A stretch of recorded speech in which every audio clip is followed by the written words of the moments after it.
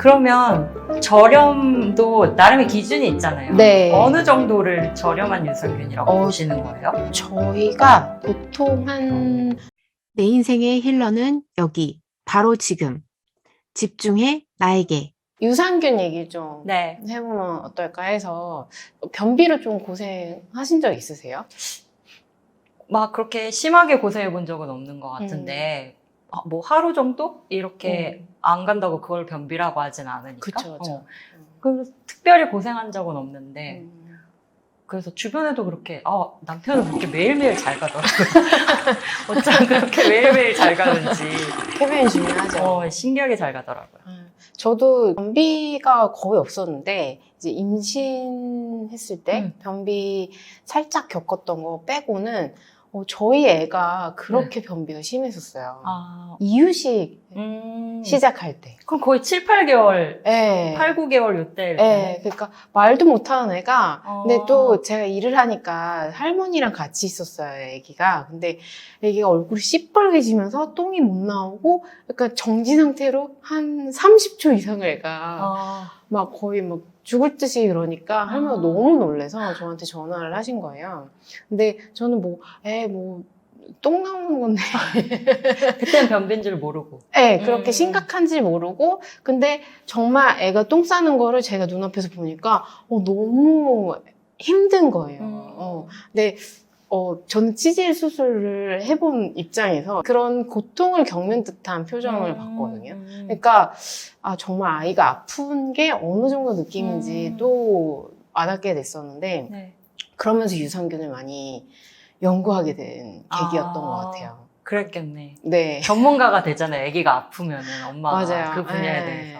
그래서 그 상주님이랑 얘기하면서 상주님도 그 유산균 해서 그 전문가로서 아는 것과 본인의 아이가 그치. 아픈 것과는 조금 다르잖아요. 그러니까 조금 더 깊이 있게 좀 살펴보게 된 계기였던 것 같아요. 그래서 지금 현재는 저희 아이는 변비는 없고요. 그리고 유산균도 뭐 띄엄띄엄 필요할 때만 먹고 아주 쾌변을 하고 있는 중입니다. 근데 그 시기가 저희 집처럼 힘들게 겪는 분들이 종종 있는 것 같더라고요. 저희 아이는 한번 응급실에서 관장한 적 있었거든요. 그 시기였네요. 근데 처음 있는 일이라 너무 놀래가지고. 맞아요. 손을 이렇게 막 빼내잖아요. 그리고 막 못 사게 처음에 막고 있어야 되니까 그것도 너무 투머치인가? 아무튼 그래가지고. 맞아요. 네. 저희도 관장도 써보고 그 유산균 좋다는 막 10몇만 원짜리도 먹어보고 뭐 단계별로 먹어본 것 같아요. 네네네. 한 5만 원짜리 그 냉장용 유산균 맞아. 드시모네라는 제품을 먹여보고 그리고 그 아래땅에 더팜에서 나오는 유산균도 먹여보고 그 정말 하루에 한 2포씩이도 먹여보고 막 좀 과량을 좀 먹이기도 했었어요. 근데 결국에 저희 아이는 어떻게 해결했냐면 유산균으로 해결을 못 봤어요. 그 시기에. 저희가 소아과 밑에서 또 약국을 하고 있으니까 네네네. 소아과 선생님한테 이제 이러이러한 일들이 있어서 저희도 응급실을 갈 뻔했는데 응급실에 갈 필요 없다. 거기서 해주는 거는 결국 관장이다. 맞아. 집에서 관장을 그냥 해줘라.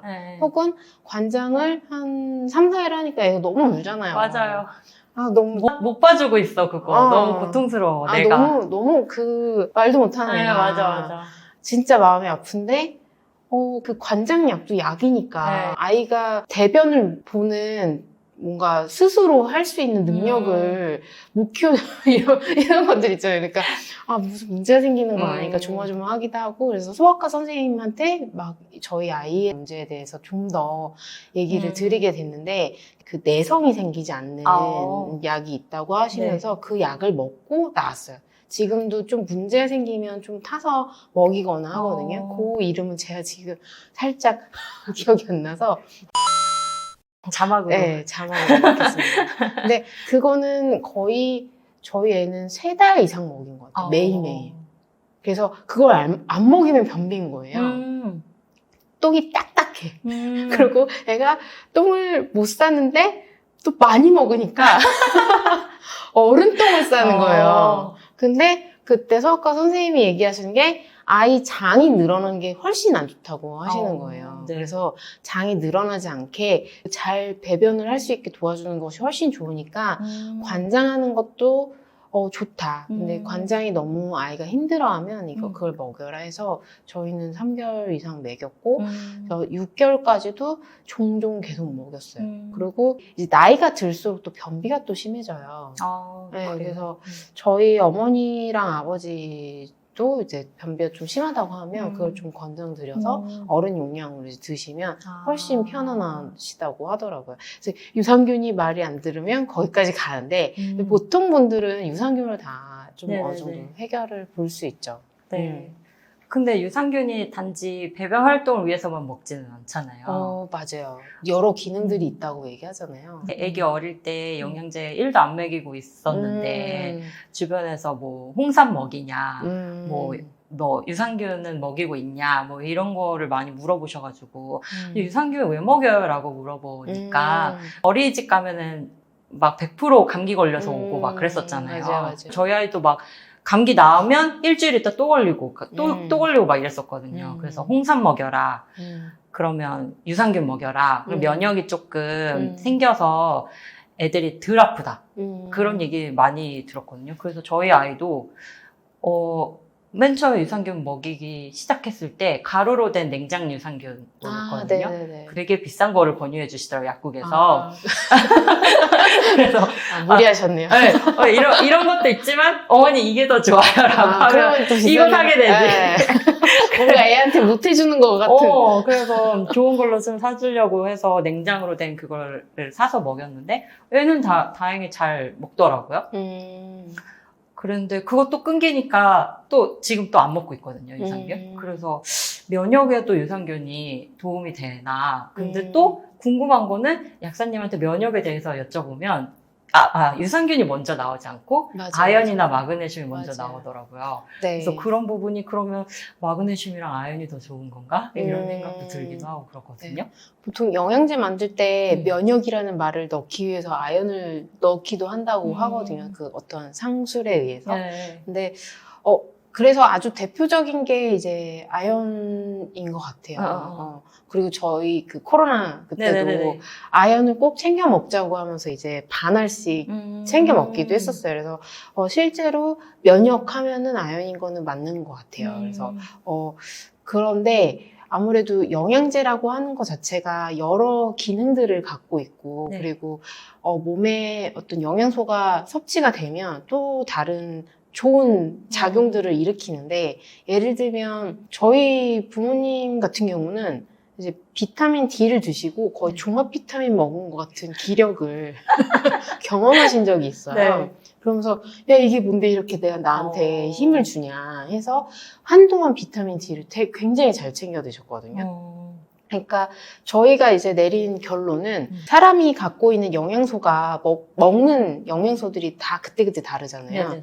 그리고 햇빛도 많이 봐야 되는데 거의 많이 보지도 못하고 그러니까 영양소가 매일 동일한 사람이라고 해도 달라질 수밖에 없는 거예요. 그래서 나한테 맞는 영양제가 유전적으로도 있지만 실제 생활하면서 생활 패턴에 따라서도 굉장히 달라질 수밖에 없다라고 보여지더라고요.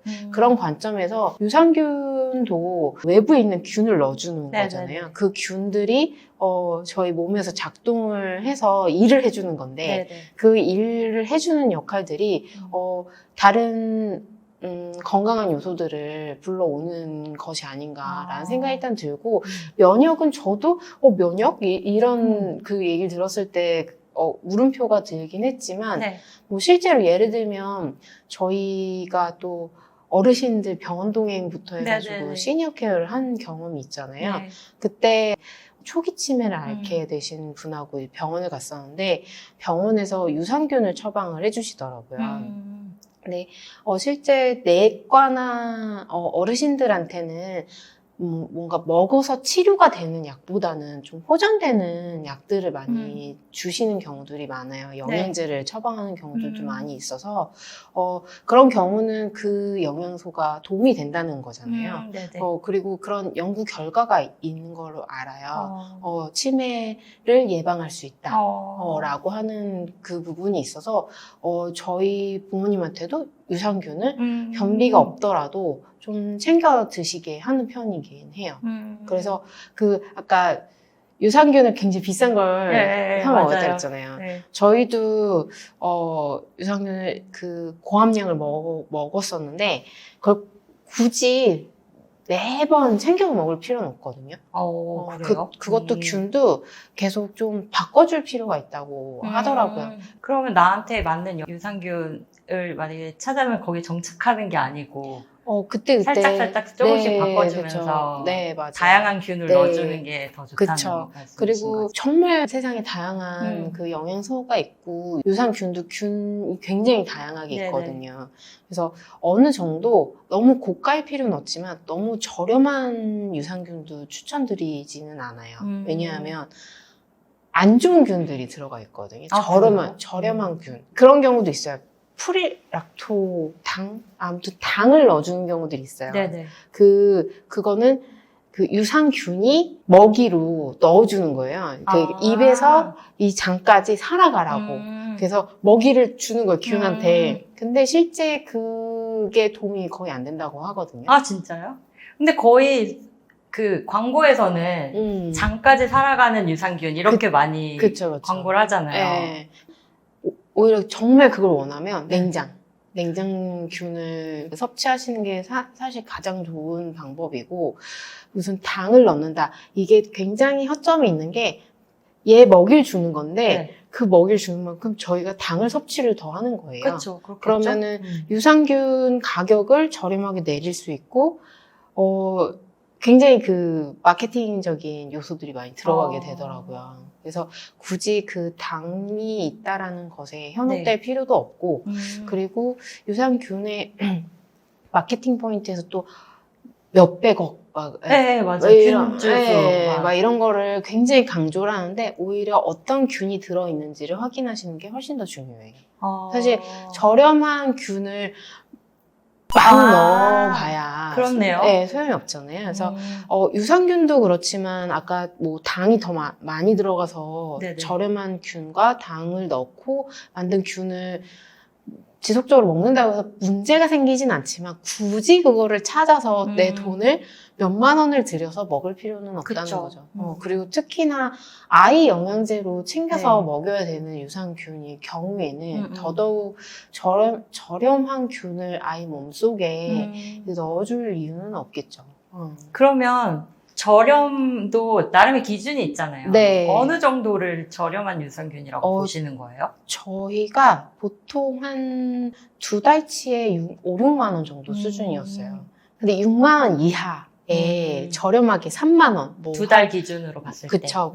한 달에 10,000원이면 해결됩니다. 이러면서 6달 분이에요. 그래서 6만 원이면 온 가족이 다 먹을 수 있어요. 이런 식으로 홈쇼핑 혹은 요즘에 영양제들이 그렇게 묶음으로 많이 판매를 하잖아요. 근데 그럴수록 굉장히 저렴할 수 있어요. 잘 보고 사야겠네요. 아까 말씀하신 좋은 유산균이 얼마나 많이 들어있는지를 보면 되겠네요. 그렇죠. 그랬을 때 좀 소위 많은 업계에서 그런 얘기 하잖아요. 싸고 좋고 빠른 건 없다고. 그쵸. 뻥이다. 그런 건 세상에 없다. 그래서 보통 호구가 되지 않으려면 건강을 가지고 장난치는 경우들이 사실 많이 있어요. 요즘에 또 코로나 혹은 건강에 대한 염려증이 많은 분들이 생겼기 때문에 그런 부분들을 잘 체크해서 드시는 게 좋을 것 같습니다. 당신만의 힐러를 찾으세요. 다음 시간에 만나요. 좋아요, 구독, 알림 설정도 잊지 마세요.